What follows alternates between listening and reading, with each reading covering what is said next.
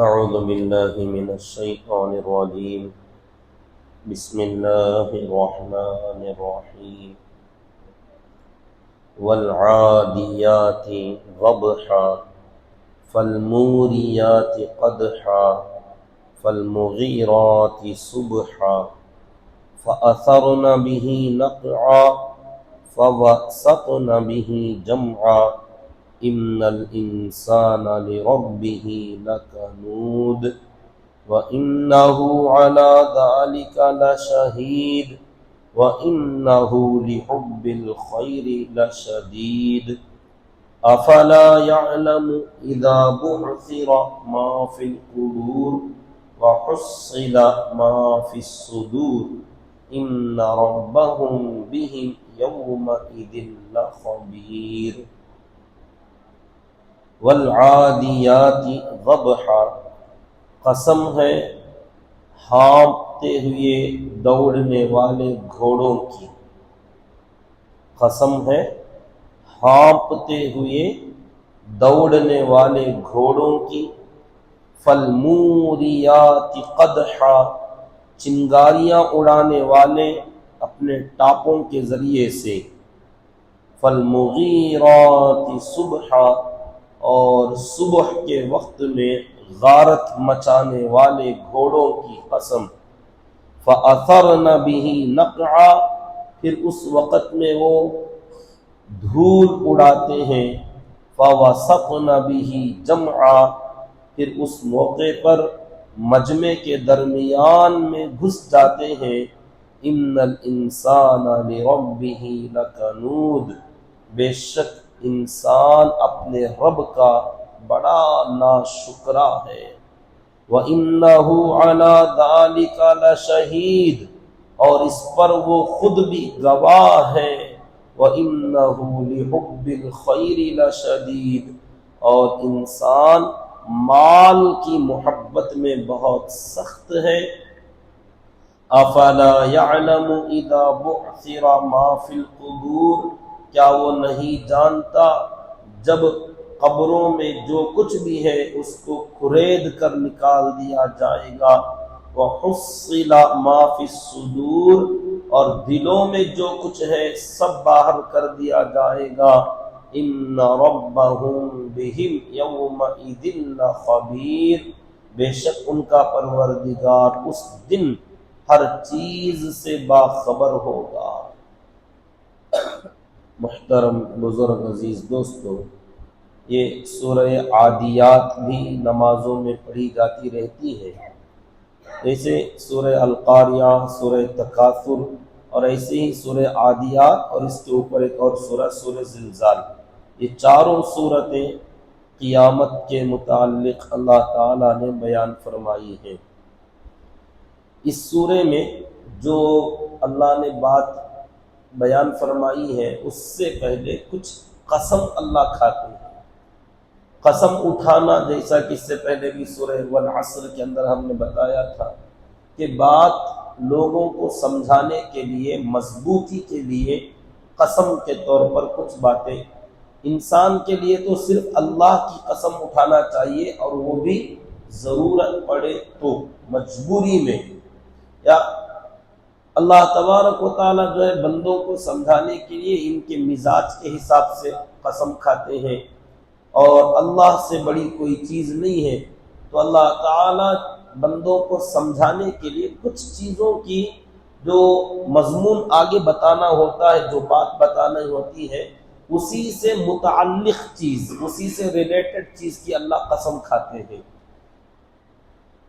تو یہاں گھوڑے، ان کی 5 صفات اللہ نے بیان فرمایا۔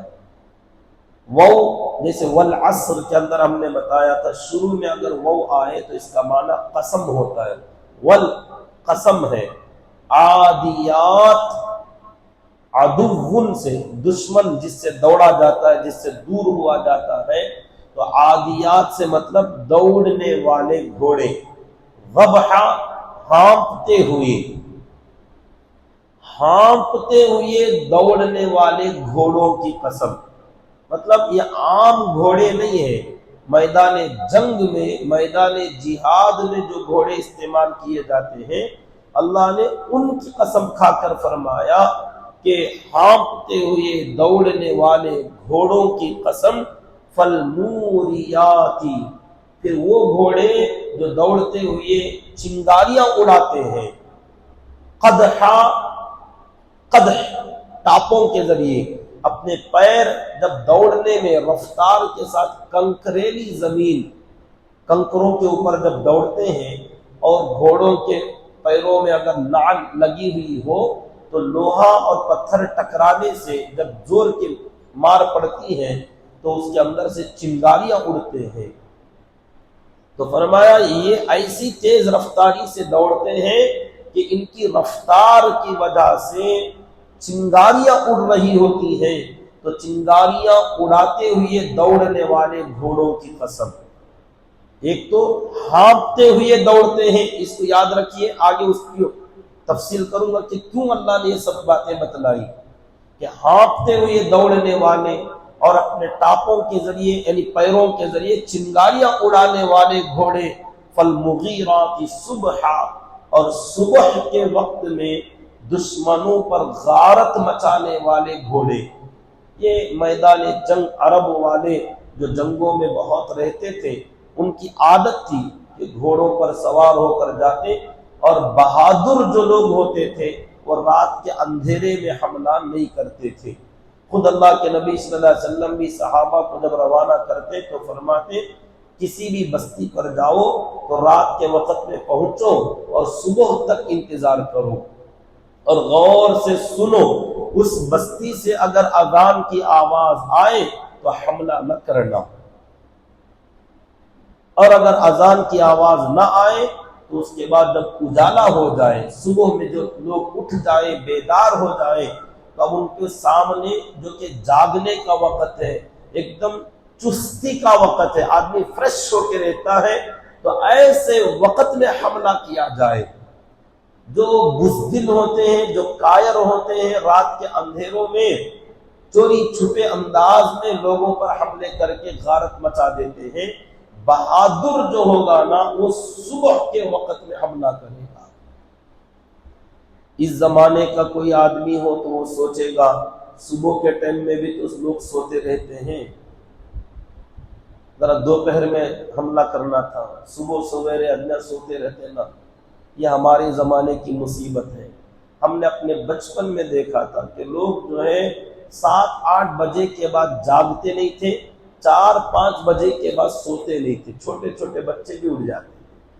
خیر یہ دیہاتوں کے اندر تو کفار اور مشرکین کے اندر آج بھی عادت ہے، افسوس ہمارے اندر سے عادت نکل گئی، 3 بجے 4 بجے اٹھ جاتے ہیں۔ یہ آج کل کی مصیبت ہے کہ لوگ 12 بجے 1 بجے 2 بجے سوتے ہیں اور 10-12 بجے صبح کے اٹھتے ہیں۔ تو صبح سویرے جاگنا یہ پہلے سے انسانی عادت ہے، بلکہ تمام جانور، چرند پرند، حیوانات سب صبح سویرے جاگ جاتے ہیں۔ جیسے ہی صبح ہوئی اشارہ ہے کہ اب مت سو، اب جاگنے کا وقت ہے، اب رزق تقسیم ہونے کا وقت ہے۔ اسی لیے صبح سویرے پرندے نکل جاتے ہیں، جانور اڑ جاتے ہیں، پرندے چلے جاتے ہیں۔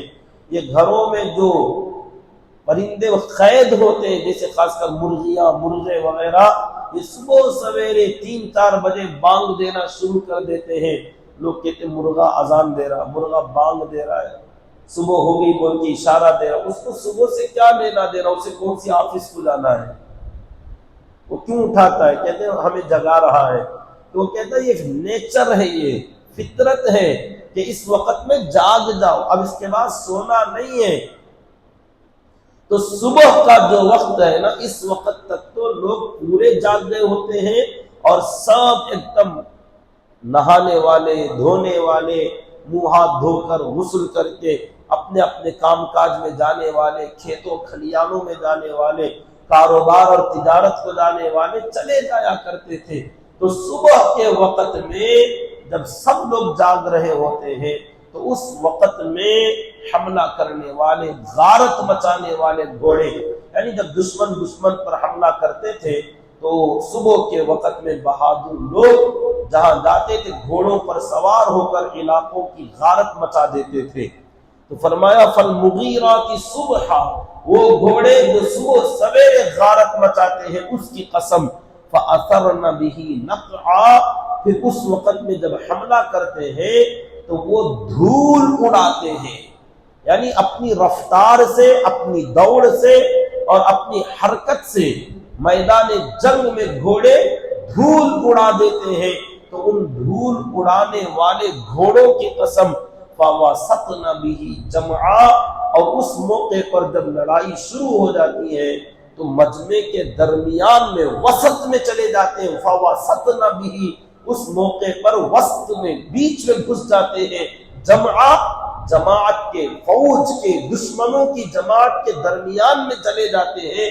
تو ان گھوڑوں کی قسم. یہ 5 صفات گھوڑوں کی اللہ نے بیان فرمائی. ہانپتے ہوئے دوڑنے والے گھوڑے، اپنے پیروں سے، ٹاپوں سے چنگاریاں اڑانے والے گھوڑے، صبح کے وقت میں دشمنوں پر یلغار کرنے والے گھوڑے، اور جب میدان جنگ میں جائیں تو دھول اڑانے والے گھوڑے، اور جب میدان جنگ میں لڑائی شروع ہو جائے تو دشمنوں کے بیچ میں گھس جانے والے گھوڑے. ان 5 صفات میں اللہ قسم کھا کر فرماتے، بولنا کیا چاہتے ہیں؟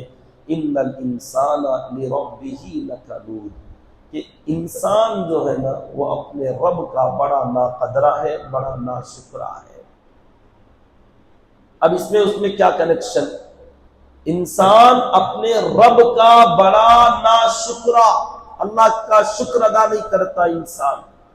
انسان ان الانسان، تمام انسان. ہاں کچھ ہے وہ الگ ہے، بہت کم بندے، جیسے پہلے بھی ہم بتائے جو اچھے لوگ ہیں وہ الگ، لیکن اللہ جب بولتے انسان تو بڑا مجمع لوگوں کا ایسا ہی ہے، اس لیے سب کو ملا کر بول دیتے ہیں کہ انسان اپنے رب کے بڑے ناشکر ہیں، شکر نہیں کرتے.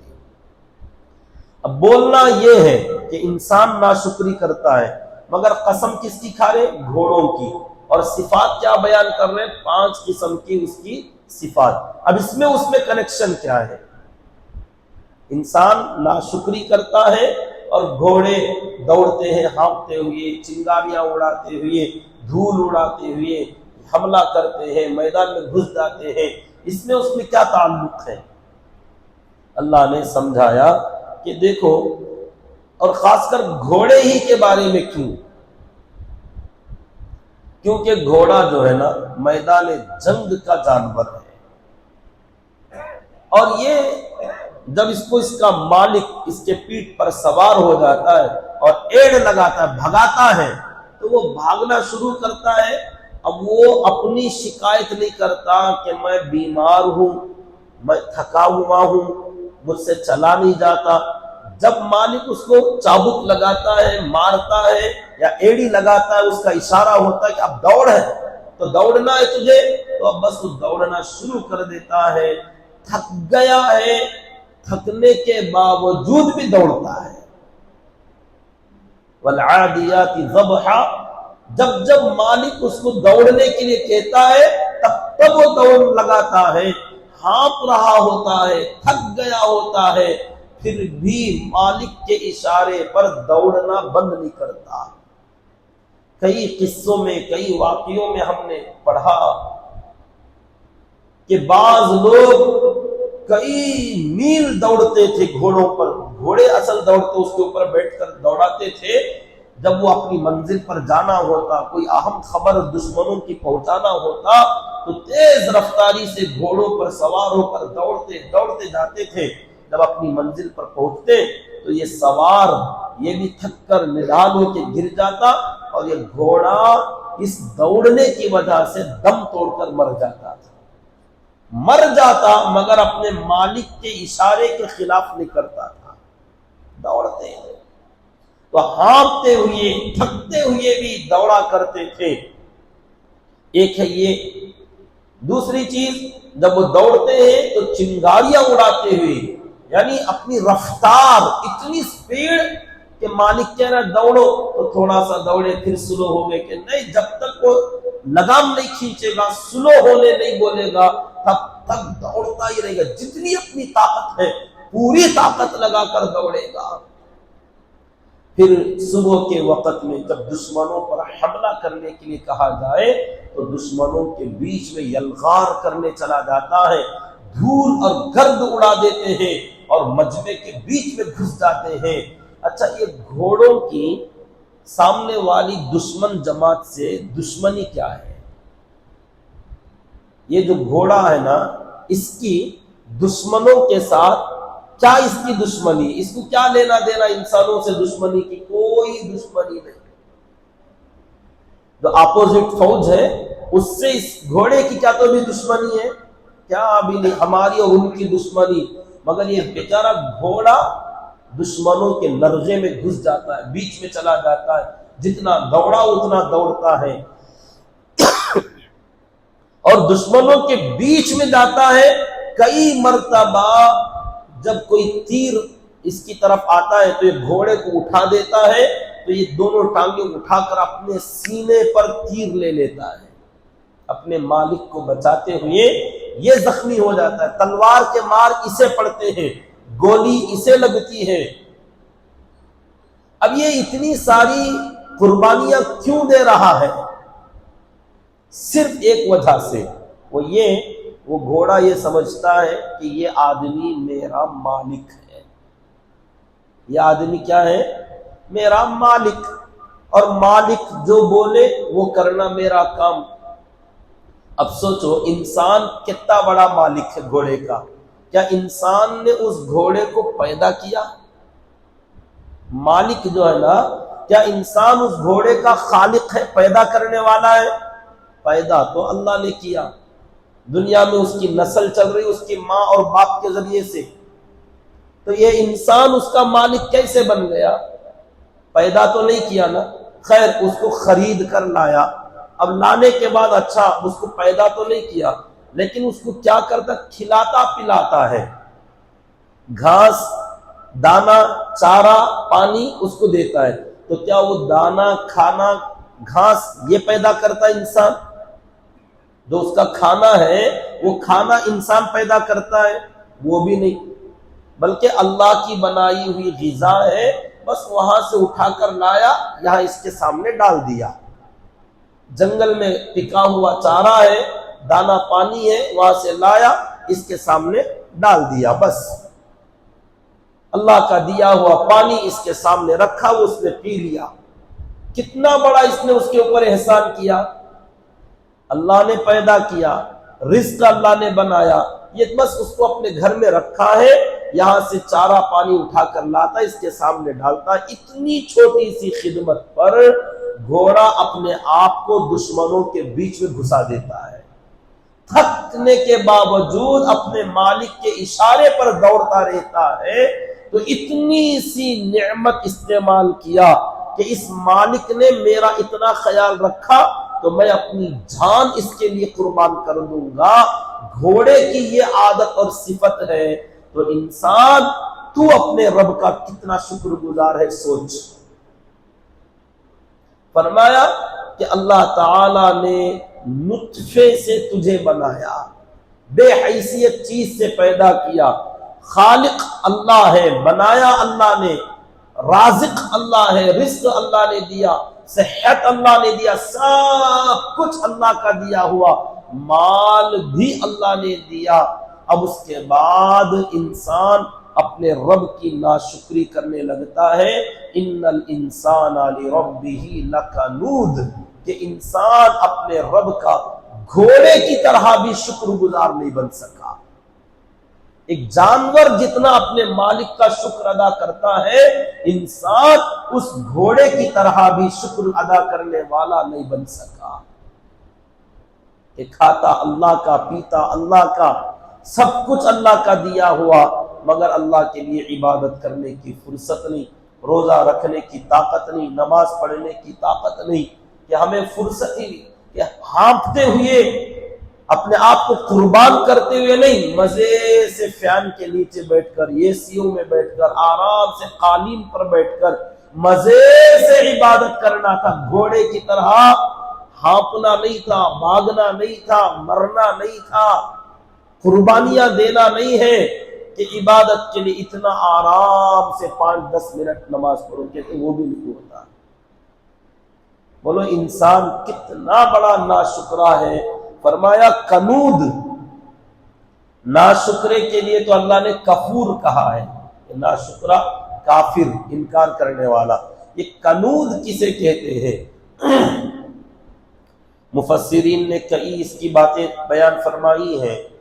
فرمایا جو بندہ مصیبتوں کو یاد رکھے اور خوشحالیوں کو بھول جائے، جو تکلیفوں کو یاد رکھے اور خوشحالی کو بھول جائے، جو بیماریوں کو یاد رکھے اور صحت کو بھول جائے، یعنی جو تکلیفیں آتی ہیں بندہ اسے تو یاد رکھتا کہ فلاں موقع پر میں بیمار ہوا تھا، فلاں دن میرا ایکسیڈنٹ ہوا تھا، فلاں موقع پر میرے 1000 روپے گم ہو گئے تھے۔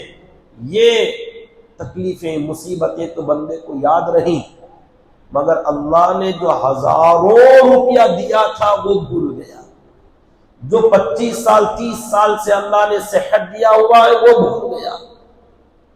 تو تکلیفوں، غموں اور مصیبتوں کو یاد رکھنا اور خوشحالی اور نعمتوں کو بھول جانا، اس بندے کو کنود کہتے ہیں۔